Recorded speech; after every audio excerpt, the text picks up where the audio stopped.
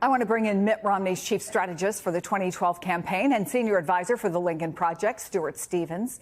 Also here with me, Warren campaign senior advisor and host of the podcast When We Win with Maya Rupert. Maya Rupert, it's good to have you here.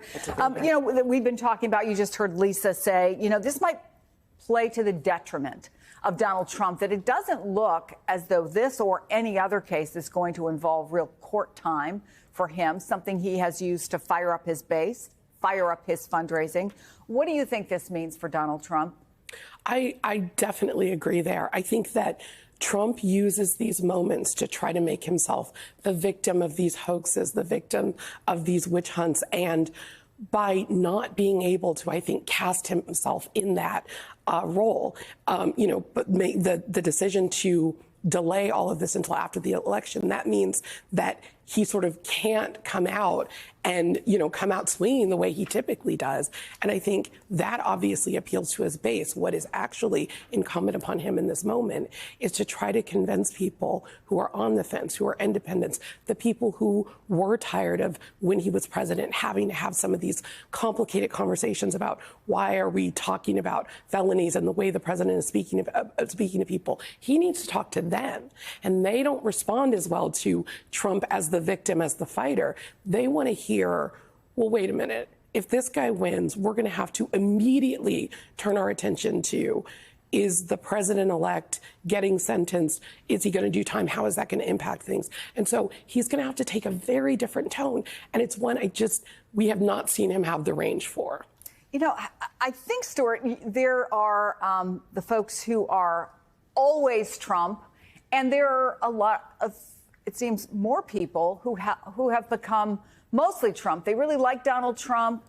They might have loved him at one point, but his legal woes that have had such a galvanizing effect on his base, I wonder if for folks who might be on the fence, honestly, does this kind of thing, does the fact that he goes after today E. Jean Carroll, he goes after the judges, he goes back to his old allegations that the DOJ is out to get him, that this is a witch hunt, does this have the same kind of impact it did, even with people who have a tendency to like him or vote for him?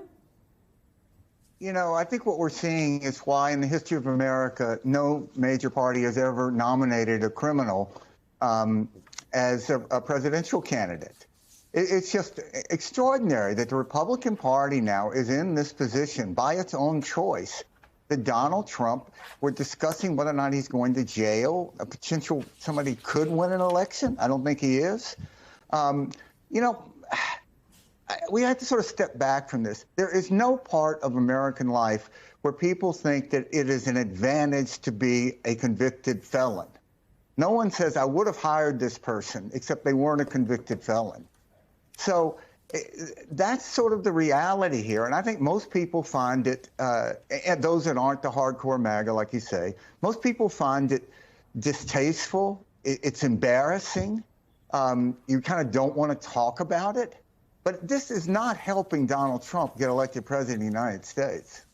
There was a moment, Maya, when Donald Trump, frankly, went after his lawyers today.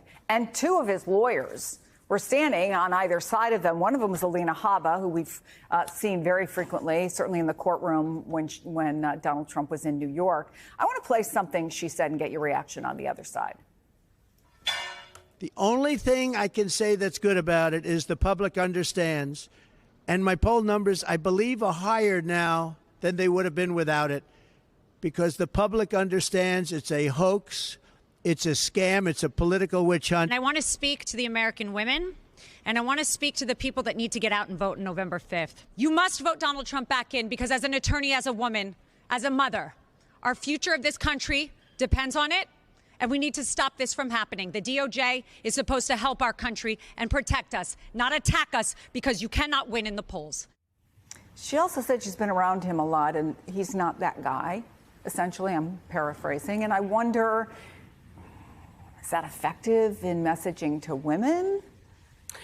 I don't think that it is. I don't think that just getting a woman who says, this wasn't my experience, so it can't be. I think women are more sophisticated voters than that and understand you can find a woman that you haven't victimized, that doesn't undermine the argument. And I think what's more than that is, she's appealing to herself as a woman, as a mother.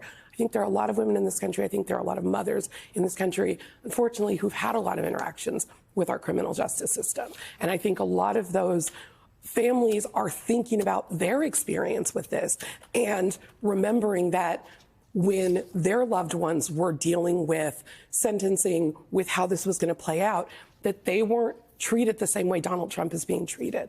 And I think that that desire to make sure that no one is above the law, that feeling that everyone should be treated equally, that is a very equalizing emotion. And so I think really what we're going to see is a lot of these women she's speaking to who've had very different experiences who are going to say, well, wait a minute, I don't want there to be two sets of our justice system. This is what our family went through. Why should it be different for him?